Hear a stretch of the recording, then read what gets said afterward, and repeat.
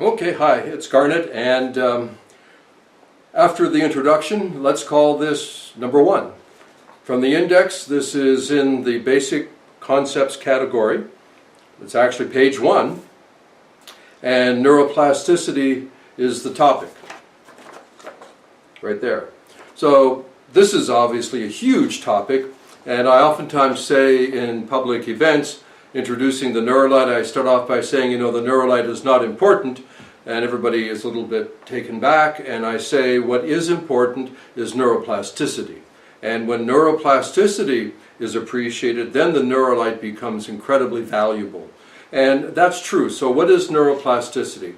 Neuroplasticity, and you need to really get a comfortable handle on this, it's a new term, a new appreciation, but an ever-present quality of the brain. Neuroplasticity, neuro meaning nerves, and plasticity, I know it sounds like plastic, and we don't like plastic, but plastic comes from a Greek term that goes along with elastic and plastic. Elastic is when you take something, point A, and pull it to point B, and then you release and B goes back to A. That's elastic. Plastic is you start at point A, you add force and maintain and then release, and to some degree it does not go back to A. B is some distance from A, so that's why these compounds, these petroleum-based things we call plastics, because we can reshape them into enduring new forms simply by taking them through basically a melting process. Well, we don't have to melt our brain, thankfully, but that's the concept of plasticity. It means it can change, not only change like elastic, meaning bounce back, but it can change so that it maintains the new shape. So neuroplasticity. Another way of thinking of it is that the brain, our brain, my brain, is always able to be adapting. It's always able to be learning. It's always capable of change. And in a way, I guess you could say neuroplasticity is neutral. In some of my conversations with friends and people interested in the topic, we think about that aspect, because neuroplasticity is not only how you improve, but it's also how you get into trouble, meaning that the brain is going to follow signaling that you give it, and especially if it's intense or repeated. In that case, the neuroplasticity is not called adaptation, it's given a special term, it's called maladaptation. You could just make it down even more simple to think of it as habits, and not just psychological habits, but actually habits that are built in to the neurological structures of the brain.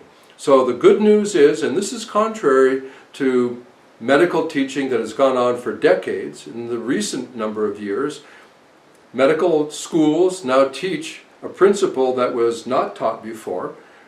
Before, it was thought that after childhood, reaching up to about 25 years old, the brain basically stopped growing or changing.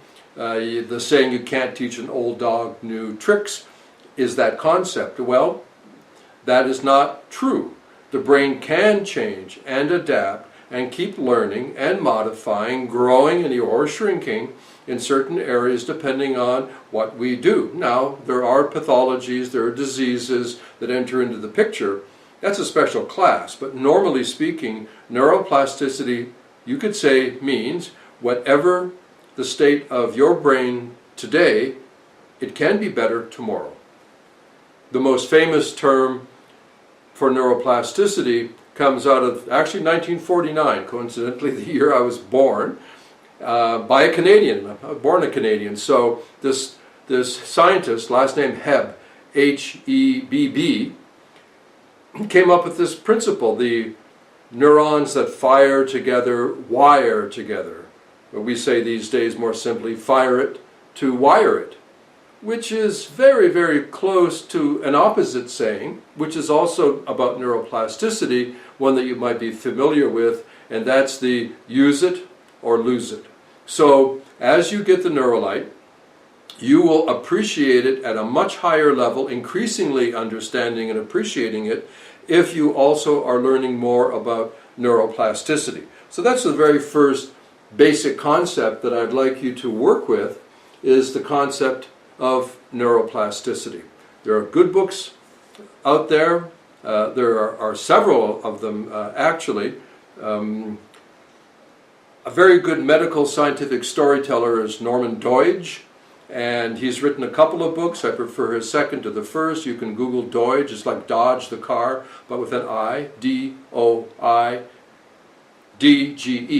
Norman Doidge. And then there's, there are a number of them out there. Joe Dispenza is becoming more popular.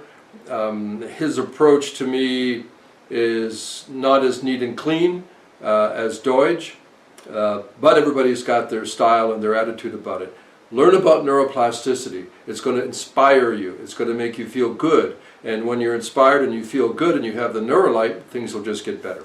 Concept number one, basic concept, neuroplasticity. Thanks.